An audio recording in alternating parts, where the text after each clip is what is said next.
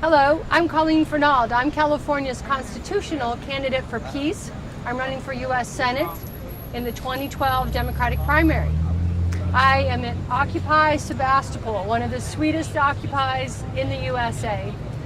I am fully committed to supporting our right to free speech and assembly. As a matter of fact, this isn't camping. This is the art of free speech in motion. It's performance art.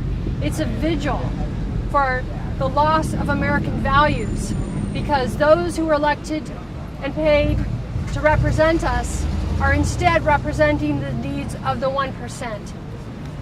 What's true is the cities, the citizens, we all act as lobbyists. We outnumber the lobbyists for the 1%. Now, I've been occupying city halls, public comment time, regionally, 3 minutes at a time for the past 8 years.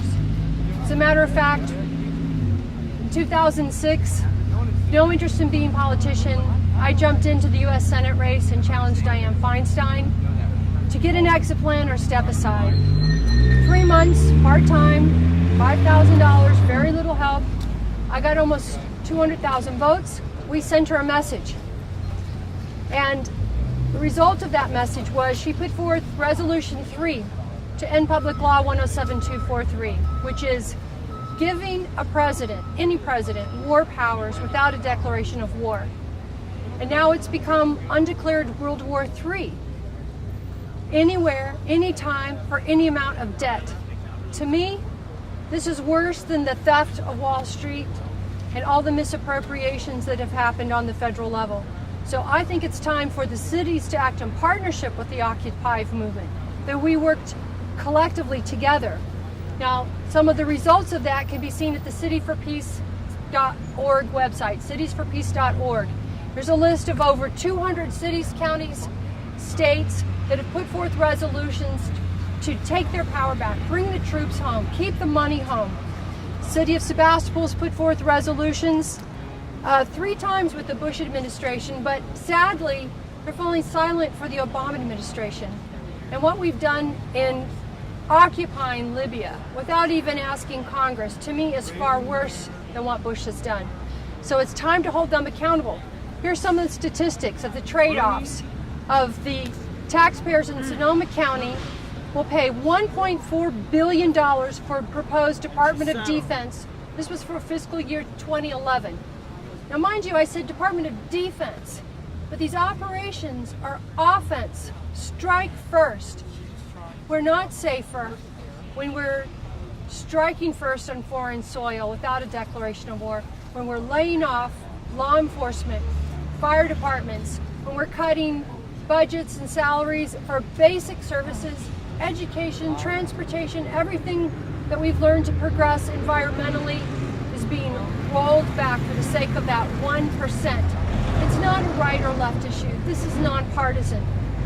So this is a letter from 2009, and it holds true, and I hope everyone will hold their city council members, their state representatives accountable, because this administration needs to hear from cities like Sebastopol to help them set priorities and ask for a resolution as follows: to have more state and federal Sebastopol City Council tax dollars returned for the needs of Sebastopol, and to prevent further risk to our national security by calling for an end to the unconstitutional wars in all the foreign soils where we are occupying without a resolution. The City of Sebastopol requests the House, Senate, current administration to immediately pass the legislation as follows. The United States of America immediately repeals the 2002 authorization to use military force. Oppose further appropriations except those necessary for safe and orderly withdrawal from our troops.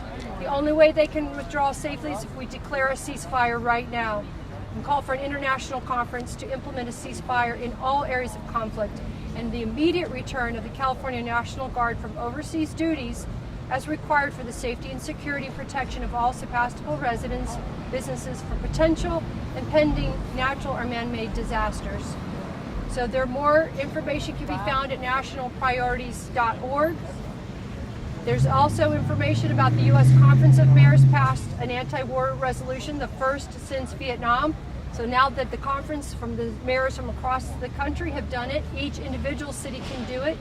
For more information on my campaign, and where we're trying to put together a political action committee for all candidates who pledge an oath to uphold and defend the oath to protect the Constitution, go to campaignforpeace.org.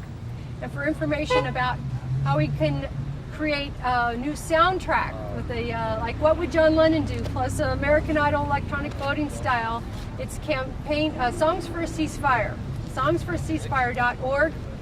And on every September 21st through the United Nations, we're supposed to have one-day ceasefire.